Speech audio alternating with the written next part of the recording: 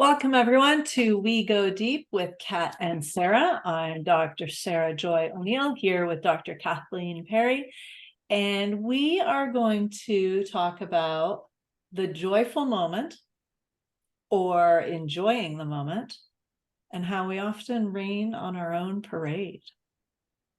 So what do you think about that, Kathleen?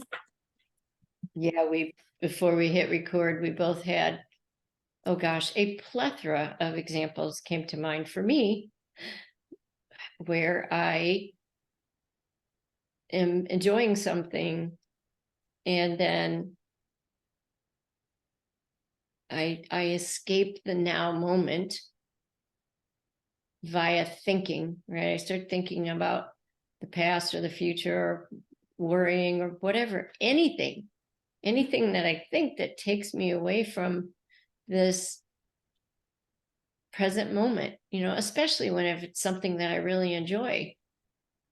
How often I do that, and I know we all do it. So I think it's a cool topic for discussion. Would you tell people to enjoy the moment? Do it now. I think noticing is the place to start, So for me, an example is, I board dogs in my home and I really enjoy it most of the time. So the other day I was sitting on the couch and this little terrier that I keep, he scoots his butt up to the back edge of the sofa and then he lifts himself up in this like begging posture to expose his little belly. Rub me, rub me. So I'm rubbing his belly and then I look at the clock and I go, oh shit, his owner's coming in an hour. It's going to break my heart when the little Monroe goes home. It's like, I'm rubbing the dog's belly. Let's just rub the dog's belly, enjoy rubbing the belly. So how do I stop doing that? To me, the first thing, the superpower is just noticing that I'm doing it. Oh, yeah. And then what occurs to me will occur to me. I'll start rubbing the dog's belly again. So I would say noticing that I'm doing it has helped me. What about you, Sara Joy? Yeah, noticing is, it's huge. If you don't notice, you're lost in thought. I liked your phrasing. You said when you escape the now moment, and I had this image of you like a old timey jailbreak, in the like striped pajamas, outfit, and like climbing over the wall in like 1920s or something. You're escaping, and when I become aware that we're always in the now moment or the now. I don't even know if there's a now moment. Like the word moment has this like urgency to it, almost like stop, enjoy the moment. Oh crap. But it's always like it's always now. And we can't be anything but present. And our thinking takes us, or it feels like it takes us away, but yeah. All right, all of that huge, very, very important distinctions. We can't be. What's that? As you said that, I was like, oh, what did I say? I want to highlight what you said. Tell me what I said. We're always in the now, even if we are thinking in the now. So it is impossible to get in your striped suit and climb over the wall and escape the now. Because what I was doing is, I had earlier said, like raining on my own parade. I'm enjoying in the now, rubbing the dog's belly. And then in the now, I'm going from my heart up into my head thinking about what time it is. So it's impossible. But when we bring our awareness to how we're being in the now, that's where we have choice. The other thing that you said is now moment, and how that added this urgency. And I totally agree with that as well. Let's just say now, because the minute you add moment, then we've added this made up concept called time. And so when we take away that, we're only always now. Now is what is. And so those were the two big things that you said that are, I think, so spot on. Yeah, the word moment for me implies something that you have to hurry to catch up to, or it's a fleeting moment and you have to like chase it down and tackle it and grab it and pin it down. That's not the feeling of being present or being now. The spaciousness of now,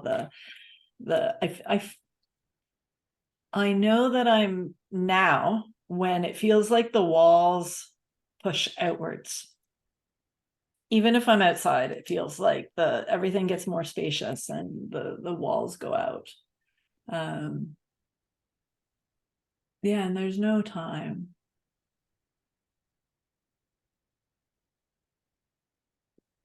I used to sit, and I loved when my daughter was born.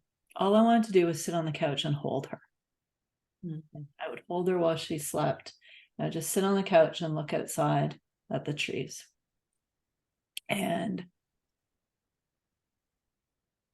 every now and then, I didn't do it for some reason, in that I didn't do it as often, but every now and then I would start thinking about, what am I going to do when she wakes up and cries? And then you're off spinning, or it doesn't have that nice feeling anymore. But because my wanting that nice feeling with her in that moment was so strong, I would go back to it fairly easily. That was actually before I knew some about Sydney Banks's work and the principles, but not all that much at that point. But I just knew I knew if I sat and held her and felt her weight and looked at the trees, everything would feel really nice. That is such a beautiful example of what we're talking about. And it is also such a beautiful example of what is innately part of every human being, that factory installed ability to identify this beautiful feeling and to be able to notice when we've slipped away from it, and how easy it is to bring ourselves back, because we're engineered that way. We're made for that. Yeah. And you didn't have to do anything. Really, it was a noticing. And I didn't need a PhD in the three principles to notice that. Like you said, we're all designed that way. Nobody needs a PhD No. in Anything. In nothing. I mean, if you want to build a bridge, or you may. I know, that's not nothing. To be present, yeah, to be enjoying the moment. Well, and that brings up for me not being in joy in the now. See, I just want to be alive. I've gone through grief.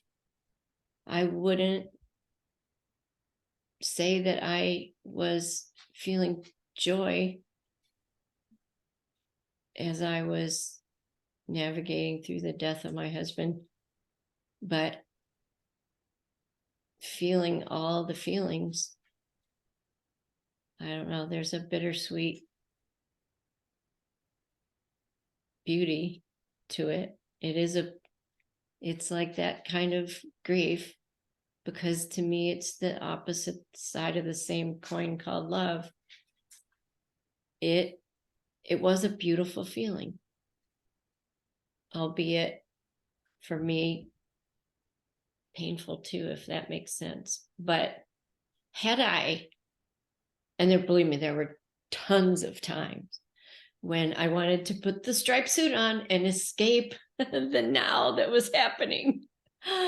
And yet love and peace and calm and okayness was there when I was in alignment with what was happening in that now. So, I had no idea I was going to go there. Yeah, it's beautiful. It some of what I heard in that, in what you said, was when things happen and we're present in, and we're in our now, and things are happening, we're free to feel all the feelings, and we also don't lose the nice feeling of presence. And so there's sadness, and there's he wouldn't mind if I spoke about it. My husband's father passed away last week, and he had a long course of dementia. And so it was a blessing that he passed on. And there's sadness and there's grief, and he cried with his cousins, and he mostly, not entirely, mostly just present with that, and a nice feeling too, and sort of a peaceful. He was very peaceful with it. But yeah, he also had said he felt exhausted because he was grieving. Yeah. You know what just occurred to me? I'm just going to say it. It's like when we think we can escape the now, or we catch ourselves going up into our head, for me, what came up was, am I resisting what's happening now somehow? And that doesn't feel good. So if grief is happening and I'm just with it, that feels a lot better than, oh gosh, this is awful, I don't want to be feeling grief. I want to escape the now feeling. And when you can embrace it all and be with it all, that's aliveness, and there's love, and there's okayness, and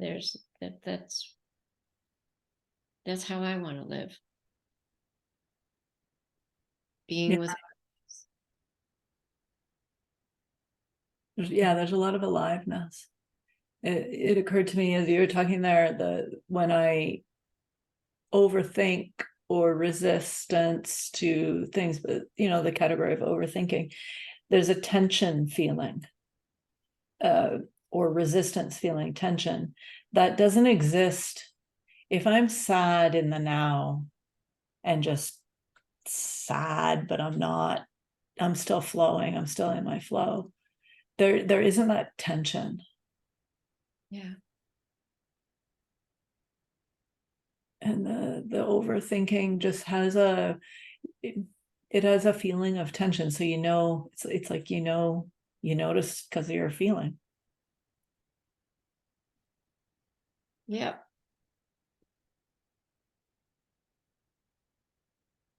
There's a different feeling in the body to, I'm experiencing grief, that feels a certain way. I'm experiencing deep loss, sadness, compared to, I don't want to feel this. Oh my gosh, am I going to be able to survive this? Like this again, thinking, resisting, this shouldn't be happening. That's happening up here in my head. And grief and sadness, I can drop into a very uncomfortable feeling in my body, but it's different. It doesn't hold the same tension. Yeah. I But also heard this now. Sorry. those are difficult emotions, and anybody who's going through grief and listening to this, like I get it, it's the idea of being with it, can sound like, but everybody's had moments of experiencing that, like they're just in it, Mhm. and it's somehow better than trying to escape it, but we do. Yeah, there's a beauty to it. It occurred to me in the trying to escape it, or the I shouldn't be feeling this way, or I don't want to feel this way, that resistance, that overthinking. There's a panic and a fear that isn't inherent to the actual experiencing. Like when you're literally only experiencing your experience, there's no panic or fear. Right. That's right. Yeah. And I've been in scary situations or life or death. I don't feel fear until afterwards, or I didn't. I just did what, I did the CPR. And then later I went, holy shit. But yeah, when you're experiencing your experience, there isn't that circular spinny panic. Everybody can relate to that. I bet everybody can think of a kind of emergency situation where there is no fear. There's just a knowing, just a response to what's happening, and you're like fully in it. And yeah, so it's a perfect example. And yet if we thought about what was happening, we'd awfulize the future. We'd worry if we were getting it right. We'd be afraid that we might die. And yet, we're equipped to, in the now, feel what we feel and handle it and respond in the way that makes sense to us. Everybody's felt that. Yeah.